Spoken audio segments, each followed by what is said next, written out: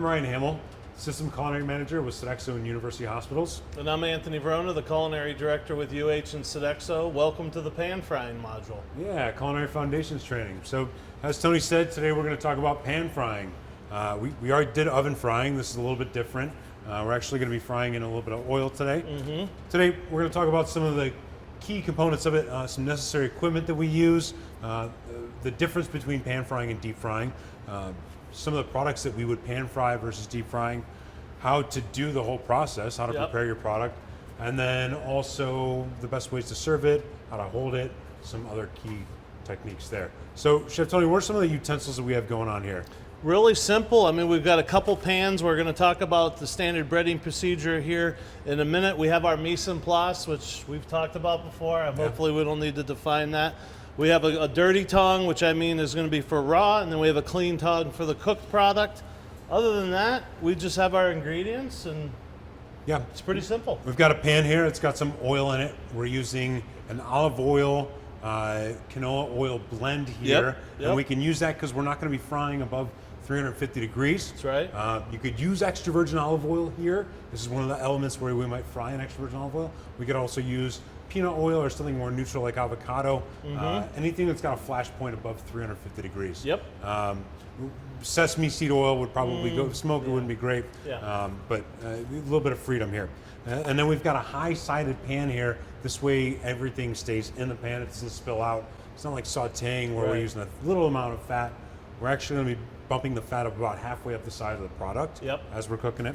And Ryan makes a good point. Whatever the thickness of your product is, if it's a pork chop that thick, then you want the oil that much. If it's a thin piece of chicken like this, you just want it about halfway up. Good. The two products that we're going to be cooking today, we're going to make a chicken parmesan and then also chicken cordon bleu. Chicken cordon bleu is on our retail menu. They're both today, actually. Well, how about that? So we're going to show you the process of how to roll it properly, how to prepare the meat, season it, and then the whole standard breading procedure that Chef Tony talked about. And then we're going to go ahead and cook it. So let's go ahead. Let's take a look at your chicken here, Chef. So look at our chicken here. First off, you see that it's seasoned, right? That's the most important thing. It's not really necessary to season your flour, egg wash, or breadcrumb. By the way, egg wash we're using today is just the liquid eggs right out of the tub. But if you were using whole eggs that you cracked, you might want to add a little bit of water to that. But the chicken that you see today, again, like I said, is seasoned. But you can see the difference here. The one that we're going to make the cordon bleu is pounded relatively really thin. Give us a little bit more surface area. And the chicken parm, we pounded slightly, but just not as much. Yeah, to give you, it's kind of even thickness all the way down. The whole piece cooks at the same rate. So what we're going to do, and this is a real simple process. You know, a lot of people think chicken cordon bleu, you got to cut a slit in it and do all this. It's really, this is more for mass production, right? So I have a piece of ham here. Basically just want to put the ham, we're going to put the cheese down first. You know, you want to kind of keep it inside, not a big deal. I just split it in half with my hand. We're going to take a piece of ham, lay it in there, and you can see how I'm just trying to make the shape. And then we just want to pick it up and start rolling. Real simple. As I'm rolling, I'm tucking the ham and the cheese in with it. If you just start rolling, what's going to happen is that you can see the ham starts pushing out. So you want to hold onto the ham and kind of tuck and hold it in as you're doing it, okay? And I'm getting it nice and tight. Boom, boom, boom. I kind of just go like that. And of course it's open a little bit, but that's perfectly fine. So we're going to just start breading this. I always want to start with the seam side down so you can see it. Well, the other thing I'm going to do is I'm going to have a wet hand and a dry hand, okay? So a little bit wet from the chicken itself, but I'm going to just dust this a little bit. And so this is going to be my dry hand. Most important thing about the flour is that you want to get it in all the nooks and crannies.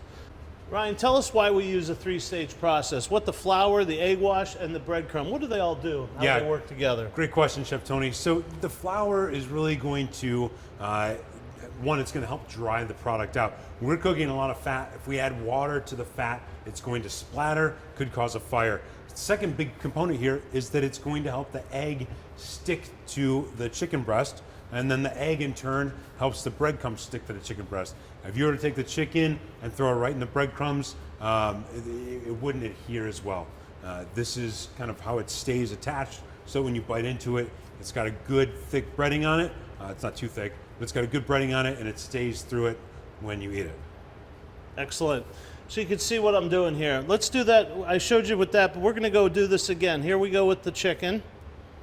It's real important to get all the excess off. You see how there's kind of a lot in there? I like to shake it. Give it a good pat. Yep, yeah, get a good pat. And keeping a nice even layer of flour on there keeps pockets of egg or flour from building up.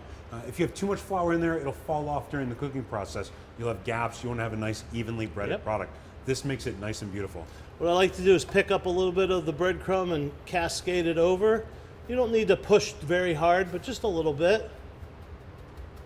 And then what you're going to get is a very evenly coated chicken breast. And again, I'm trying to get most of that breadcrumb off. Okay, especially when you're doing a lot of breading, and you start using the same oil, a lot of that breadcrumb will come off and start burning in your oil. So here, go ahead. Also, you'll notice Chef Tony did just dredge some new ones. We had some that are sitting there for a little bit that we actually breaded ahead of time. Yeah. Because we want to bread our pan-fried items early, right, Chef? Yes, yes.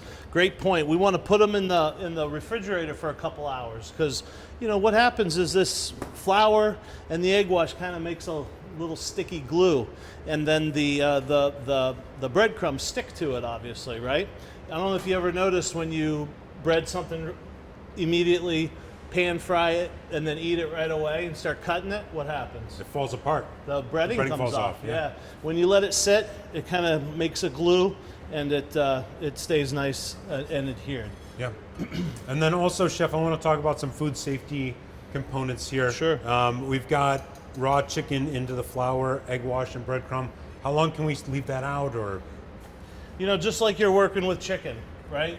40 minutes, you want to get it back in. So if you got 300 or 400 pieces of chicken you're working with, fine, do 100, put it back, pop it back in the cooler, you know, because there's bits and pieces of chicken and there's juice in there.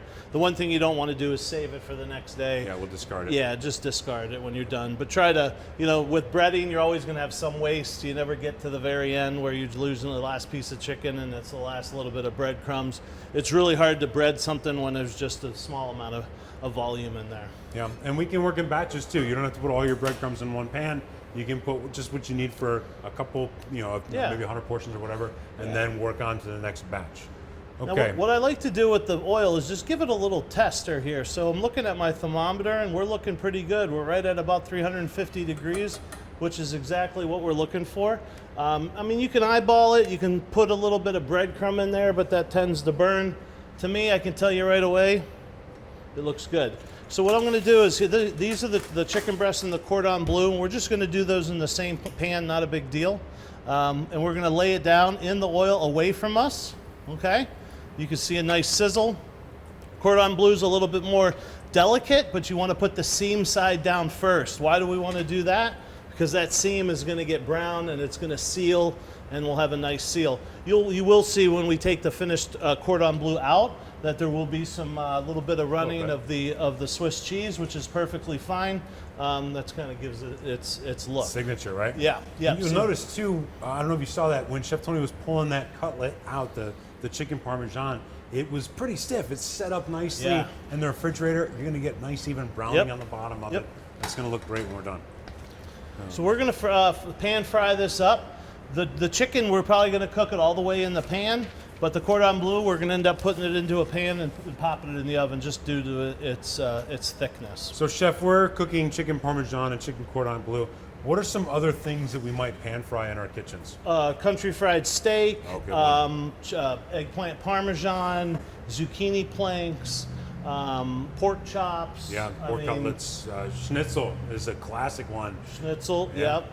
Fish would be great like this as well. Yep. This isn't a cooking method that we would use for like a thick steak or a burger or anything like that. We want to use nice, thin pieces of meat, tender pieces of meat, things that can handle a quick cooking process. Yep. So we're going to let this go, and I can see right now we got good sizzle going on. I can hear it. It's not splattering, which is a good a really good point because there's no water in Right, there. So right. you know what Nice dry. happens when oil and water mixes, the oil hits it, it turns to 212 degrees right away and pop, it blows up. And also create a fire that way too. Yep. Now, typically, I know you might not do a lot of pan frying in these small types of pans. We're showing you this. You could use a brazier, you know, the tilt skillet type of thing. And in those cases, you might have to pull the product out before it's 100% cooked, and then sheet tray it, and then fire it in the stove or the oven afterwards. In this case, like I mentioned, the chicken breast we're going to be able to cook all the way. But the cordon bleu I have to put in the oven. The other thing about using a pan like this is you're going to get some hot spots, right? So I do like to not mess around with it a lot, but you can see what I did. I just turned that 180 degrees just so the outside would cook. And every once in a while, I'm going to peek at it, and it's looking pretty good. I'm going to give that another second or two, but it's browning up great. The timing is perfect. The other thing is if your pan's not, or your oil's not hot enough, what's going to happen? It's gonna be soggy and it's not gonna crisp up. Yep, and it's going to suck up that oil. Yeah. The one thing I find really cool is, I did this years ago, is I pan fried a bunch of chicken breasts. I knew how much oil I put in there. I let it cool and I measured it, and I only lost, I don't know, a couple cups or something, but we Wow. did a lot. And that just tells you that you're using the right temperature, Yeah. because again, with the wrong temperature, it's going to soak up the oil. So I Yeah, can it tell gets right now greasy. the edges, oh look at that, perfect. And we're going to flip this over, and you can see I'm going nice and gentle. And we're going to let that go just for a little bit more. We're going to pop the cordon bleu into our pan and in the oven, and the chicken parm will be ready to put some marinara, some mozzarella on it. Pop it back in the oven. Awesome. We don't want to overcrowd the pan. Leave plenty of space for water to evaporate and for the chicken to cook, or the product to cook. You're going to move things around to make sure you avoid those hot spots. We want to batch cook too. So if you have 30 or 40 recipes, portions to cook, you're obviously not going to use a small pan. You might use the tilt skillet, but batch them through and cook them on one side, cook them on the other, Yep. and then put them on a sheet tray. We can finish them off in the oven. We're never like cooling and then reheating fried foods. We want to make sure that once we get it hot, we keep it hot. And then when we put this in the warmer, chef, we want to make sure that we're not covering it too tight. You can poke some holes in it to keep it crispy. Water is our enemy here. We want to keep everything nice and dry, and that'll keep the breading nice and crunchy. So I'm going to take this out, pop this in the oven. I turn this off, and we have some coming out of the oven right now. Boom, boom, that's good to go. You see I'm using my clean, yep, you can put that right there. I wipe down my surface with a little sinking surface, obviously, because we're dealing with some raw stuff here, so, yep. How's that looking? Perfect, perfect. Okay. Got a little cutting board here. And if you notice on the chicken parm, yeah, it's about pan frying, but I do want to talk a little bit about, you know, we didn't cover the whole thing with marinara. If you cover it all with marinara, then what's going to happen? It's going to get soggy, right? Yeah, It's yeah. going to get soggy. So you still want that nice crust, right? I know when I make eggplant parmesan at home, I don't make it like a lasagna. I make it like this, to where it's just pieces and it leaves some of that really nice crust. Yeah, we can put them on a sheet tray and then put the bread, or dress each one individually, and then it's going to be a lot better than kind of shingling them and then hitting it all with marinara. Yep. Each piece is going to get a little bit of cheese, a little bit of marinara. We made a little bechamel, a mornay with some cheese sauce, with some Swiss cheese. Oh my gosh, look at that. That looks great.